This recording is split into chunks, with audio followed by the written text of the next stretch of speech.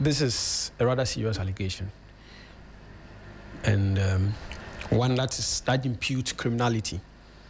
But the minority leader has chosen to go the civil way, which is to sue for defamation. And to sue for defamation, you must be able to prove the constituent elements. And the elements are that you must be able to prove that the statements so made were defamatory.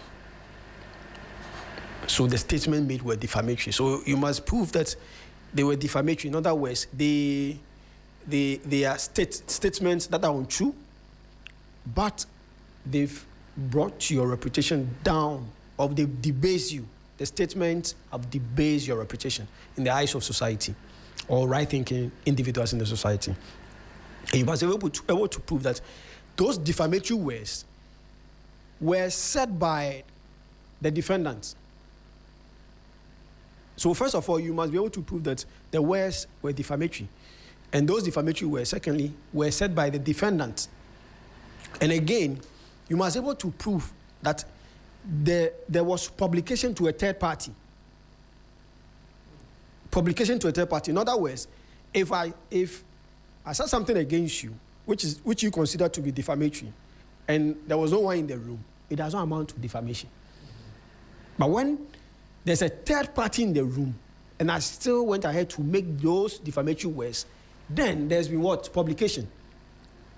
And publication could be that you sat on a TV station or a radio program and you said those defamatory words.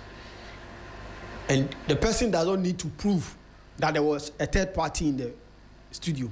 So long as it was in the studio, you said it in the studio during a program, it means that people have heard it. Mm-hmm. That amounts to publication. Right.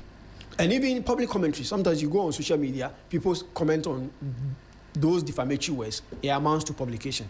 Right. And the thing is that now with technology, defamation can happen at every point in time. So it can happen in Ghana. The same issue can be defamatory in Ghana. It can also be defamatory in Nigeria. If that issue is also picked up by somebody else and published over there, right, it could also be it could also amount to publication over there, and also that those defamatory words injured your reputation. So these constituent elements, you must be able to prove them. One, the words were defamatory. Two, the defamatory words were said by none other party than the defendant. Okay. And that there was publication. Mm-hmm. So you must be able to prove these constituent elements. If you're able to prove them, you'll be successful. The position of the court is that you cannot prove two and leave the other element. You must prove all the constituent elements. If you leave one out, you won't be successful.